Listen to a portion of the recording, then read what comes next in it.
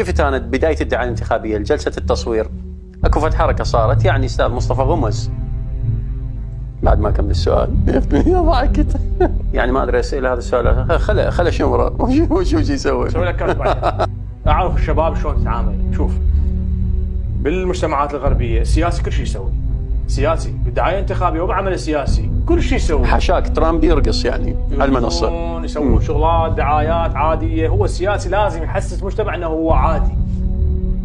التعامل مع الناس بعلويه، التعامل مع الناس برسميات، والتعامل مع الناس بفوقيه، هذا خطا كارثه وقع به كل الطبقه السياسيه. انا اعتقد يجب ان يكون المرشح او النائب او الوزير يعلق ويريد ويمشكل ويخطئ ويحرش لك واحد بالتعليقات، ذني ضروريات. هو الناس حتتحس بك انت واحد منهم. تدري انا مثلا يراسلوني بالانستا او يراسلوني بالبنات او ولد، يعني مثلا وعليكم السلام، منو مرشحكم في سماوه؟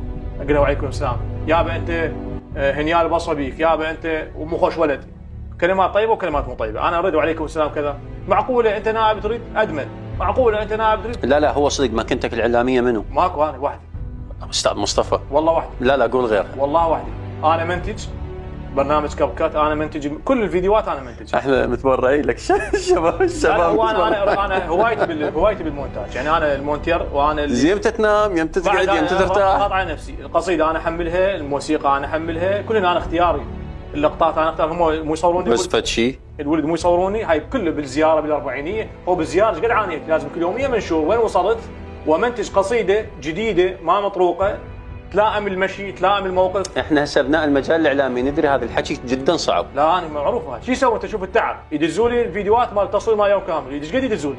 50 مقطع 60 مقطع. تعال اختار لي كون دقيقه من كل هاي المقاطع، كون دقيقه اختار او دقيقه وشويه، لقطه هنا لقطه هنا، اشوفهم كلهن، اختار القصيده المناسبه، اختار اللقطه المناسبه. وانا الادمن، يعني انا انشر بالانستا، وانا انشر بالفيس، وانا انشر بالتيك توك. لا تيك توك مو عندي، بس التيك توك عندي الادمنيه والتليجرام والواتساب. هذا شغلي وانا منوع عنها. قلت لهم بكل الحسابات انا اديرها، عدا حسابي مال التيك توك مو بي. طيب استاذ مصطفى،